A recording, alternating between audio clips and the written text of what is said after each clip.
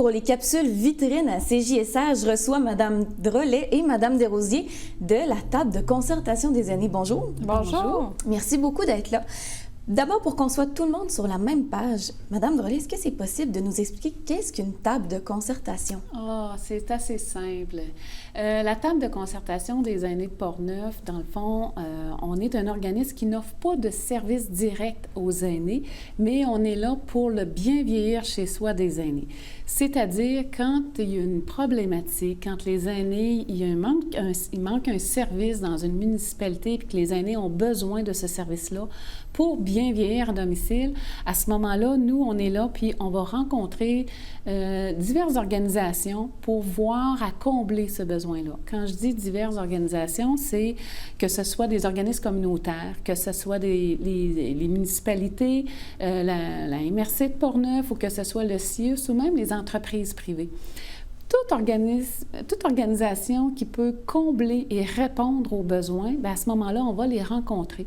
On regarde avec eux qu'est-ce qui est possible de faire pour combler le besoin, pour que les aînés, justement, puissent bien vieillir chez soi à domicile. Donc, la table de concertation des aînés, vous êtes une oreille attentive et un intermédiaire pour les aînés de la MRC. Tout à fait. Fait qu'à ce moment-là, et on est là aussi, justement, pour, quand il y a une problématique, on soumet l'information. Quand il y a des programmes de subvention également qui arrivent et ça peut aider divers organismes communautaires, bien, on transmet l'information.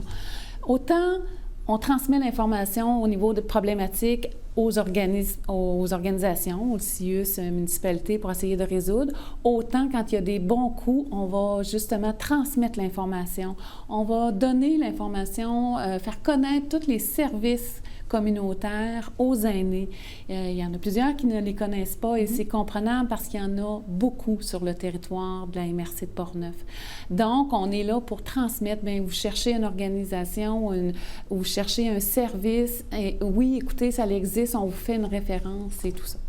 D'où est-ce que c'est parti, cette table de concertation des aînés? Comment est né ce projet-là? C'est une préoccupation qui est née. Il y a eu un colloque, si je ne me trompe pas de mémoire, c'était en 2010, c'était Iceberg en vue.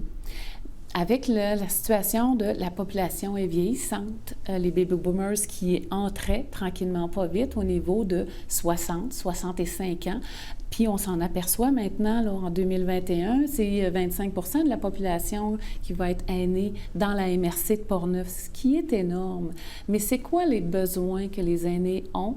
Les préoccupations? Est-ce que les services pour bien vieillir à domicile, à ce moment-là, est-ce que les services vont être là pour répondre aux besoins? Donc, c'est de là qu'est née la table de concertation avec cette préoccupation-là.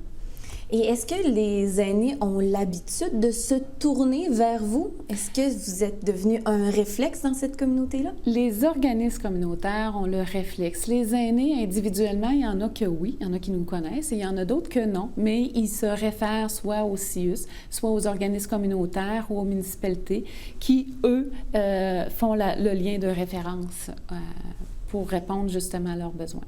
Pour ceux qui nous écoutent, est-ce qu'on peut vous contacter même si on n'est pas une personne aînée? Bien oui, tout à fait, que ce soit les enfants, que ce soit un proche aidant qui ont besoin d'informations, ils peuvent nous contacter là, directement ou ils peuvent contacter un organisme communautaire, puis le lien se fait, là, oui.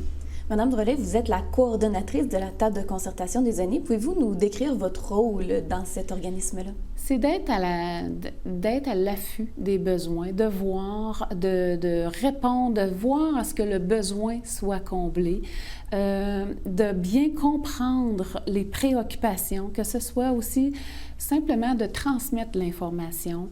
Les aînés, bon, je prends un exemple. Quand on a fait l'étude Bien vieillir chez soi, bon, ben, on a fait des focus group, puis avec les aînés, avec les intervenants, pour bien comprendre leurs préoccupations.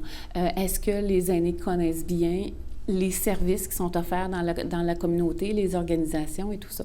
Et on s'est aperçu que autant les intervenants, autant les aînés avaient une méconnaissance des organismes et des services. Et de là, on a dit, OK, qu'est-ce que vous auriez besoin qui vous faciliterait la vie pour justement bien connaître les organismes, bien connaître les services.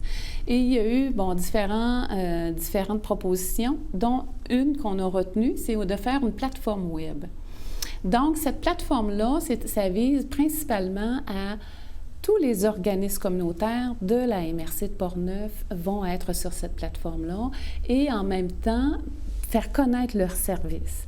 Puis, de l'autre côté, avec la population, comme je disais tout à l'heure, la population qui est vieillissante au niveau des aînés, bien, pour bien vieillir chez soi, la demande de services augmente avec le temps, avec des problématiques de santé. Les organismes ont besoin de bénévoles pour répondre puis offrir les services. Donc, en même temps, on s'est dit, bien là, il faut soutenir au niveau du bénévolat. Évidemment. Un ne va pas sans l'autre. Fait que cette plateforme-là, justement, va combler tous ces volets-là. Fait que c'est vraiment un exemple là, de ce qu'on peut faire, là. Je me tourne maintenant vers vous, Madame Desrosiers. Vous êtes chargée de projet à la table de concertation des aînés. Quel est votre rôle, justement, dans cette plateforme-là, QG de Portneuf? Effectivement. Donc, moi, je travaille pour la table de concertation des aînés, mais en ce moment, je travaille principalement sur le projet, la fameuse plateforme web dont Jacinthe vient de parler. On l'a appelé le QG de Portneuf. Pourquoi le QG de Portneuf? C'est qu'on veut que la plateforme devienne le quartier général du bénévolat et des services dans Portneuf. Vraiment le point central de l'information au cœur de la communauté. Comme Jacinthe le disait, vous allez voir, la plateforme web va être séparée en deux sections. Mm-hmm. D'un côté, on va avoir un répertoire de tous les organismes communautaires et services publics de Portneuf. Et puis, donc, pour que tout le monde puisse facilement et rapidement trouver le service qui correspond à leurs besoins. Et de l'autre côté, il va y avoir une plateforme de bénévolat pour que les gens puissent voir les différentes offres qu'il y a dans la région et même poser directement leur candidature sur le site. On vient de voir à l'écran que votre site est en construction. Est-ce que c'est possible de nous faire naviguer un peu pour nous le montrer? Oui, tout à fait. D'abord, je tiens à spécifier que le site on a travaillé avec une compagnie de la région là, pour tout ce qui est la programmation, conception et design du site. Donc, par deux jeunes entrepreneurs de la région de Ascens Solutions technologiques.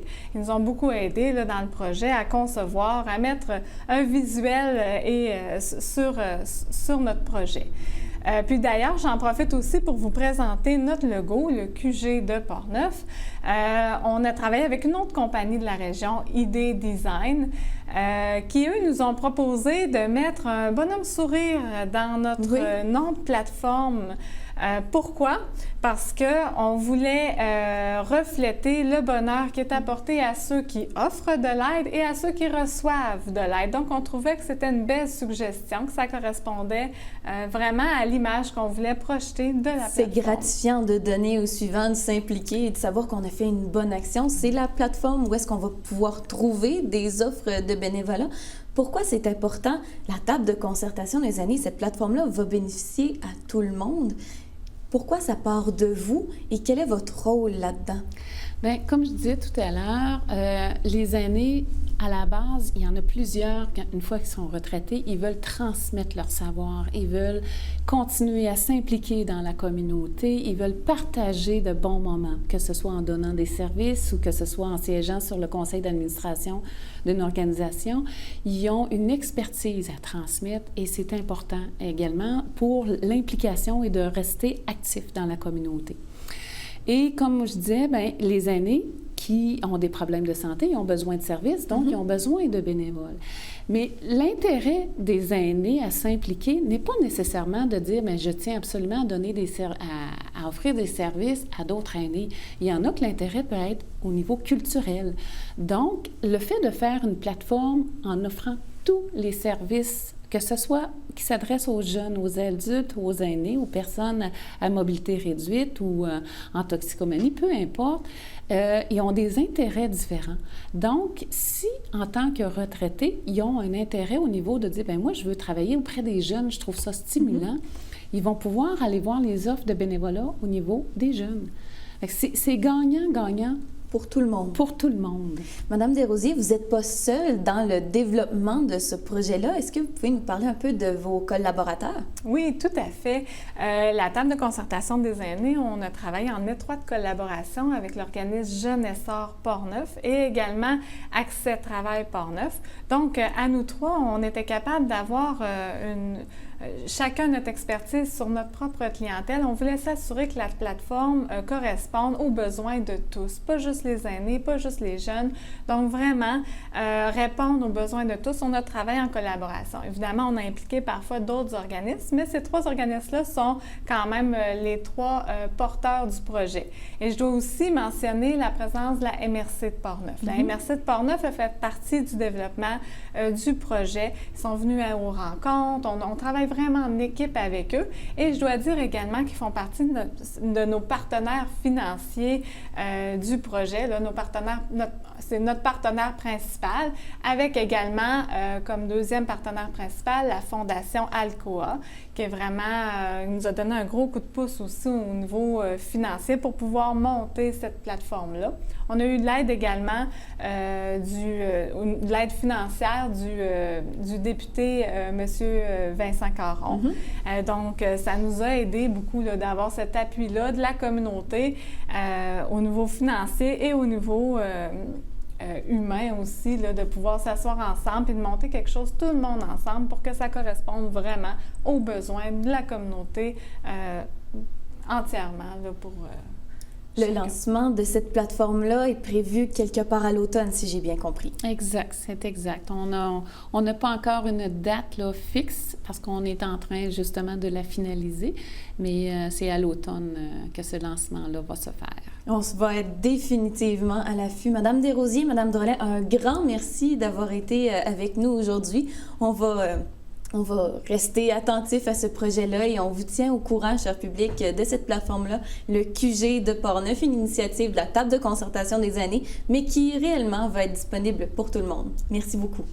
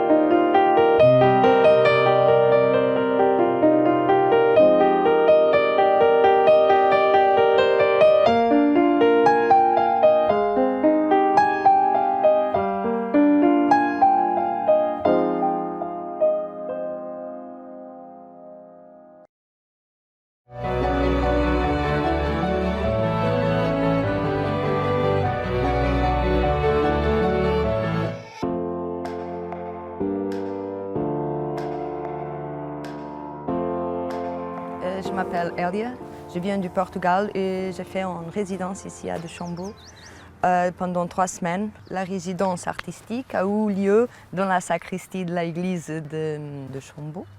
Je travaille avec des tissus et je travaille avec une machine à coudre où je fais des grands dessins. La plupart du temps, je développe l'idée des mémoires, d'identité, de temporalité. Et là, j'ai travaillé pour la première fois des tissus, du lin.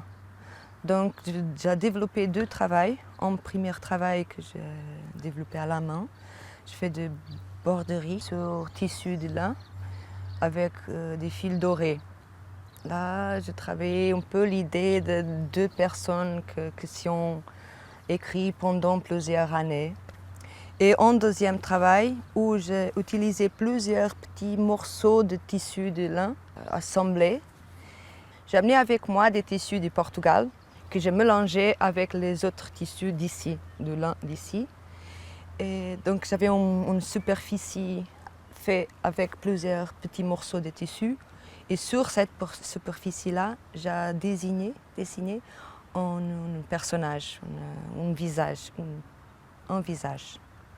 J'ai utilisé plusieurs tissus que j'avais chez mes parents. C'est la maison où j'ai habité, où j'ai vécu mon enfance et que maintenant on doit la vider. Et c'était pendant ce processus-là que j'ai amené j'ai mis à côté plusieurs tissus.